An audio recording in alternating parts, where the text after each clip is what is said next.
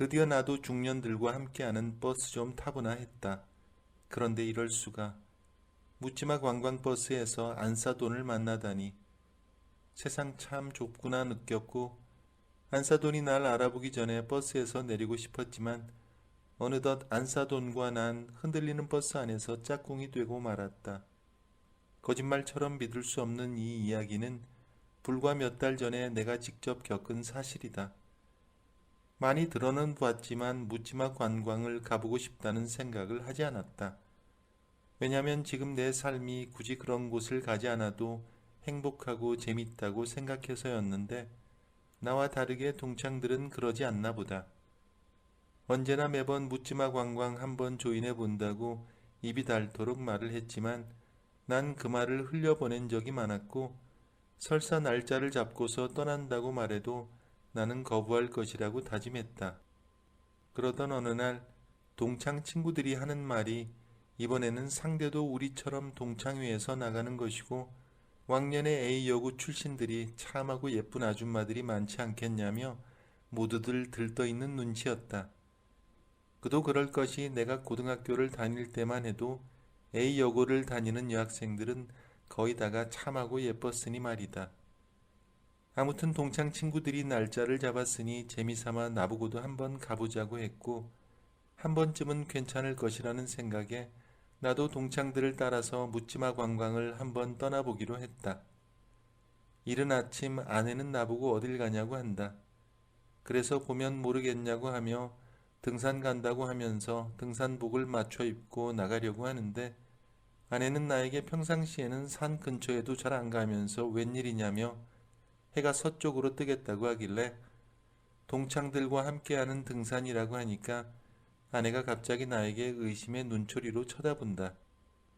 그러면서 하는 말이 당신 설마 묻지마 관광버스 같은 거 가는 거 아니냐고 하길래 순간 뜨끔한 마음에 심장이 멎는 기분이었지만 난 다행히 아내에게 말 같지도 않은 소리 하지 말라며 멀리 떠나는 등산이라서 오후 늦게나 집에 도착할 거라고 하니까 아내는 입이 삐죽 나오며 알았다고 한다.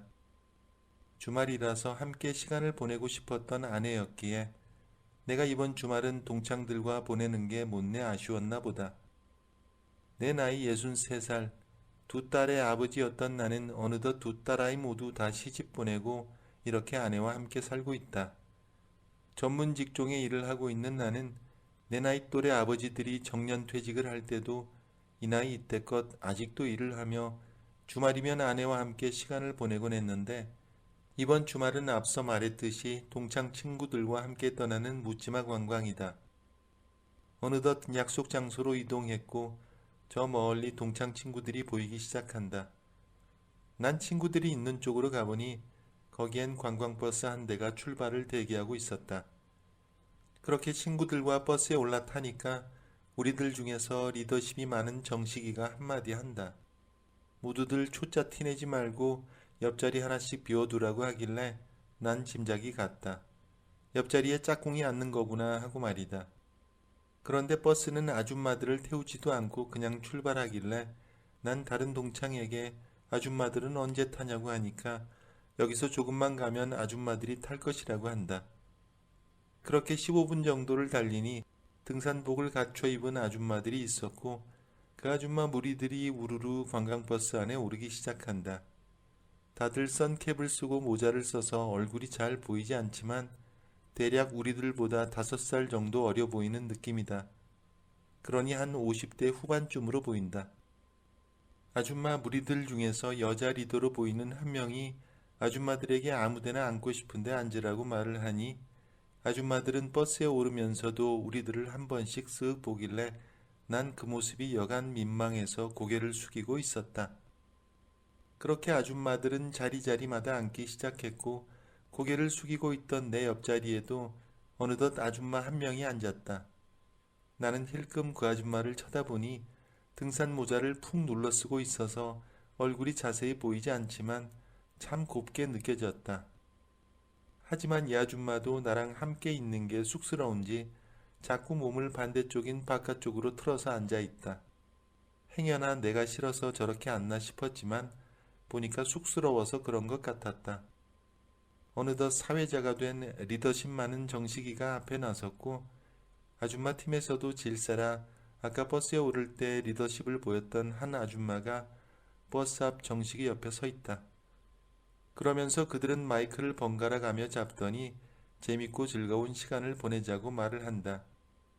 우리 모두는 박수를 쳤고 드디어 신나는 뽕짝 음악이 나오고 판이 벌어지기 일보 직전이다. 갑자기 버스 안 커튼을 완벽히 쳐달라는 말에 우리 모두는 커튼을 치기 시작했는데 그 순간에라도 내 옆자리 짝꿍 아줌마 얼굴을 자세히 보고 싶었지만 몸을 비틀고 있고 등산 모자를 푹 눌러 쓰고 있어서 자세히 볼 수가 없다. 그때였다. 사회를 보고 있던 동창 친구 정식이가 버스 기사에게 실내등 좀 꺼달라고 부탁하니 실내등이 꺼졌고 그때 갑자기 흐릿한 날씨에 벼락이 우와라락 치기 시작한다. 오늘 일기예보에 소나기가 온다고는 했지만 서울에서 벗어나 이렇게 시골로 깊숙이 더 들어가 어느덧 날씨는 어두컴컴한 비오는 날씨가 되어버렸다. 벼락 소리가 갑자기 들리자 앞에서는 아줌마 몇 명이 무섭다며 벌써 짝꿍들에게 바짝 기댄다. 그런데 내 옆 짝꿍 아줌마는 아직도 그대로다. 정식이는 지금부터 본격적인 게임을 진행하겠다면서 그냥 마시면 재미없지 않냐고 하며 마주보고 러브샷을 하라고 하길래 나는 뻘쭘이 있으니 이 아줌마도 내가 말 걸어줄 때까지 뻘쭘해 하는 것이다. 안 되겠다는 생각이 들어 나는 조심스럽게 옆자리에 앉은 아줌마에게 한잔할까요? 라고 말을 걸으니 그 아줌마가 기다렸다는 듯이 몸을 내 쪽으로 틀며 네 하고 말을 하길래 그제서야 우리 둘은 서로를 마주보게 되었는데 순간 신나게 놀던 버스 안에서 비명소리가 터지고 말았다. 바로 그 비명소리는 나와 내 짝꿍이 내는 소리였고 우리 둘은 서로 마주보고 까무라칠 뻔했다. 이유는 바로 내 큰딸아이의 안사돈이었기 때문이다. 안사돈이 과부인 건 알았지만 이런 묻지마 관광버스에서 만날 줄은 꿈에도 생각 못했다. 우리는 서로를 보고 한동안 어른 듯 하다가 이때 벌써 서로를 알아챘음에도 불구하고 나 부끄러웠는지 우리는 서로 손으로 눈을 가리며 고개를 돌렸다. 그러자 아무것도 모르는 정식이가 우리 쪽으로 오더니 왜 그러냐고 묻는 거다. 난 이 상황에서 옆에 앉은 내 짝꿍이 사돈이라고 말할 수가 없었다. 그러면 너무나 창피한 건 물론이고 우리 집안이 완전히 콩가루 집안이라고 생각할까봐 그게 겁이 났다. 정식이가 나에게 대체 왜 그렇게 비명을 지르냐고 말하자 난 무슨 말을 할까 고민을 하고 있었는데 갑자기 안사돈이 대뜸 하는 말이 너무 놀랐네요 라고 하는 것이다.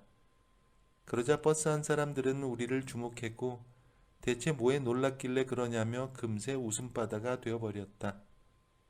벌써 진도가 그렇게 나간 거냐고 묻자 난 정식이에게 그게 아니라 떡을 입안에 넣어주었는데 그 떡이 너무 커서 씹기 어렵자 비명을 지른 거라고 애둘러 말했다. 그러자 정식이는 벌써 서로 떡 먹여주는 사이가 됐다며 버스 안 사람들에게 모두 이 팀에게 박수를 쳐달라고 했고 뒤이어 버스 안 사람들은 우리들에게 시선을 고정한 채 박수를 쳐대기 시작한다. 다시 버스 안은 신나는 뽕짝과 함께 노래하고 춤추고 마시고 신나게 달리는 관광버스가 됐는데 나와 안사돈은 영 불편하기만 하다. 난 조심스레 안사돈에게 여기 웬일이시냐고 물어보니 안사돈이 하는 말이 그러는 사돈은 여기 웬일이냐고 하는 거다. 난 모두가 정신없이 놀고 있을 때 안사돈과 말을 이어나갔다. 난 동창들 때문에 억지로 나온 거라고 하니까 안사돈도 이에 질세라 자기 또한 동창들 때문에 억지로 나온 거란다. 그러면서 이 일은 우리끼리만 아는 비밀로 하자고 하는데 나 역시도 그렇게 하고 싶다고 했다. 그러면서 안사돈은 영 불편하니까 짝꿍을 바꿔야겠다고 해서 나도 마찬가지라며 친구에게 말해서 짝꿍을 바꿔달라고 말하겠다고 하면서 난 정식이를 불렀다. 정식이에게 조심스레 짝꿍을 바꾸고 싶은데 가능하냐고 하자 정식이는 왜 그러냐며 내 옆에 짝꿍인 안사돈을 힐끔 쳐다보며 이렇게 미인을 두고 왜 짝꿍을 바꾸고 싶어 하냐고 하는 것이다. 그러면서 갑자기 마이크에 대고 여기 자신의 짝꿍이 마음에 안 드시는 분 손 좀 들어보라고 하자 모두가 손을 들기는커녕 아주 재미있게 노는 거다. 우리 둘은 그렇게 해서 마냥 불편한 짝꿍이 되었다. 그렇게 노래 부르고 마시고 춤추며 놀다가 이제는 좀 더 강한 장난을 치기 시작했는데 그 장난은 떡을 반만 입에 물고 한 사람이 가까이 가서 떼어 먹으라는 것이었다. 모두들 난리가 났다.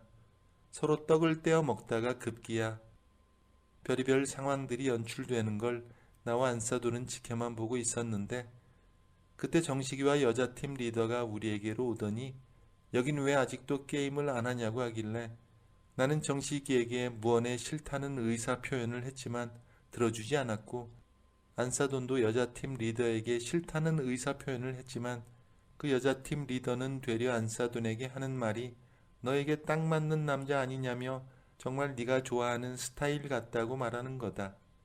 그러자 안사돈 얼굴이 더욱더 붉어졌다. 그러면서 갑자기 마이크에 대고 정식이는 여기 좀 보라며 이 팀은 아직 시작도 안 했다고 하니까 버스 안 사람들의 시선은 일제히 우리 쪽을 향했고 모두가 시작해 시작해를 외치기 시작하여 하는 수 없이 안사돈은 인상을 찌푸리며 떡을 반만 입에 물었다. 그러자 나도 하는 수 없이 인상을 찌푸리며 안사돈에게 조금씩 다가가 떡을 조금만 떼어 먹는다는 게 그만.